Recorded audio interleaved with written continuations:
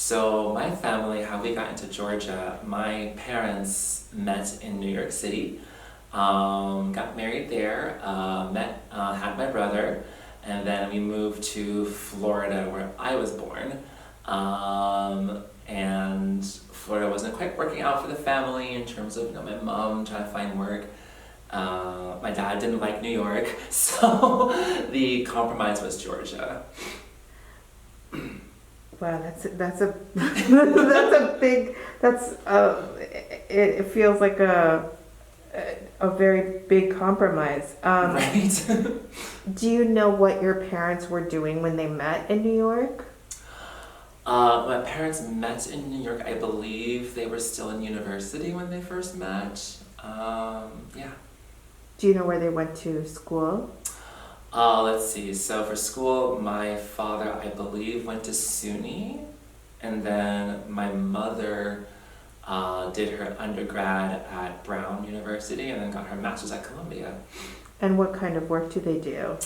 So for work, my mother has done a lot of incredible work in government doing international affairs and external relations. She was the Director of International Affairs and External Relations for the first female mayor of Atlanta. And my father, his career has been very much like entrepreneurial business. So you were born in Florida. When did you move to Georgia? I moved to Georgia, I believe I was like 1.5, very young. I have little to no recollection of Florida. And what was it like for you growing up in Georgia? Growing up in Georgia was fascinating. I mean, it was definitely a space where finding community. I didn't really understand the value of finding community, and I recognize that now because I didn't really have community in Georgia. Yes, we were very much involved in Chinese communities, but I didn't at the time really identify as strongly as an Asian American as I do now. Mostly because being the only, or one of the only students of color in my school, or being the only black student in my school, oftentimes I was kind of delegated only to speaking only on my blackness, or only understanding my blackness through a white lens, or a white definition of what blackness is.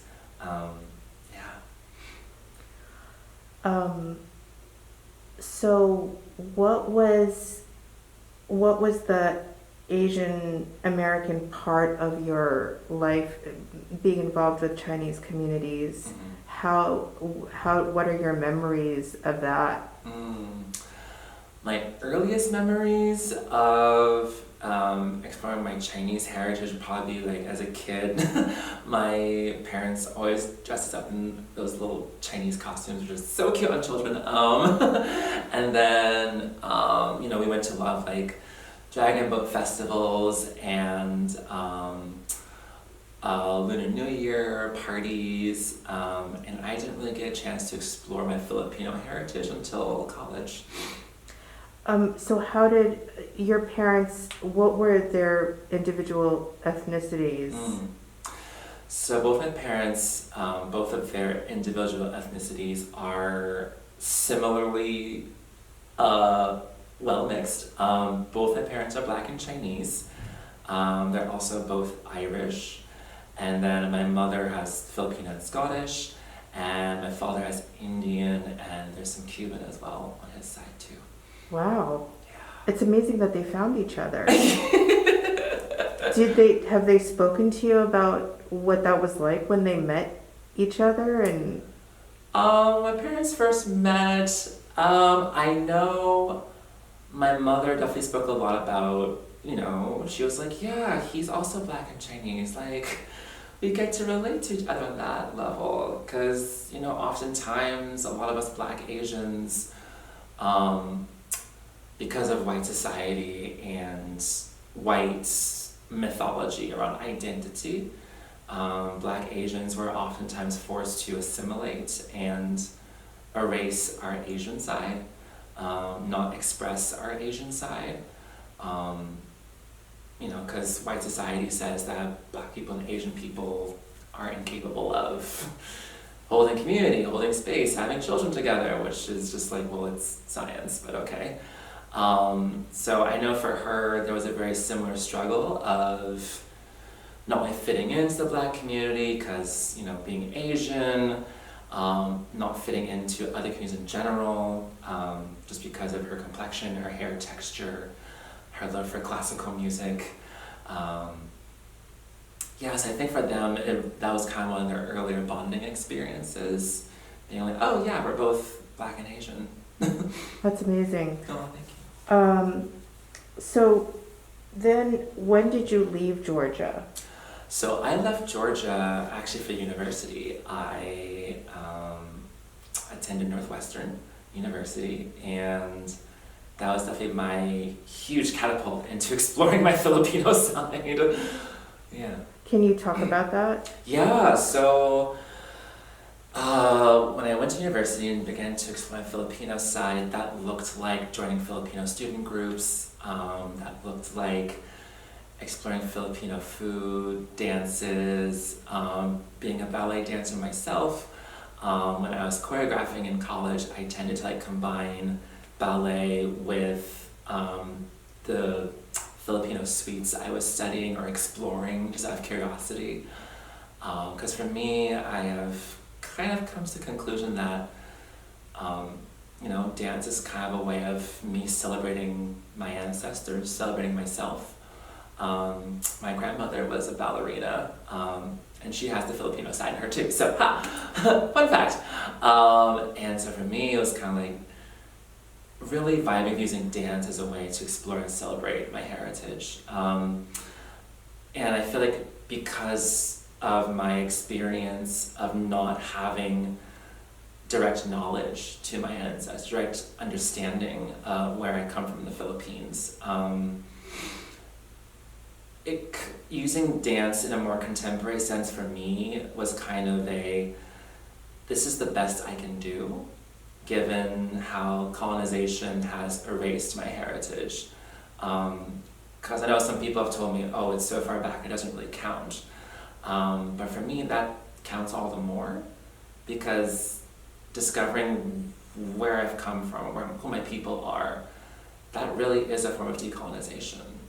So even if it's one drop of my body, it is one drop that's been decolonized. And when you were in college, when you were exploring these different parts of you, how were you received by the community? Filipino or how? Yeah, that's a good question. So when I was in university and exploring my Filipino side through dance, in some ways I was very warmly received in my closest circles.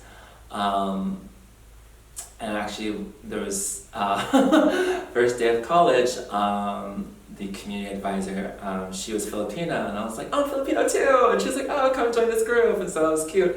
And so lots of folks were very much like, oh, Rohan's Filipino, like, respect that.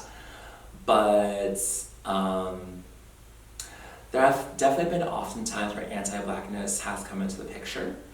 Some folks tend to either forget that I'm Filipino, or act as though I'm making it up, or yeah, there definitely has been some like explicit rejection of me in community, and I do believe that's due to my Blackness. And how did you respond to that, or how did that impact your feelings about yourself and how you approach people moving forward?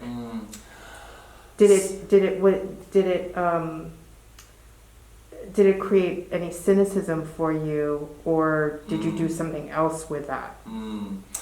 So definitely,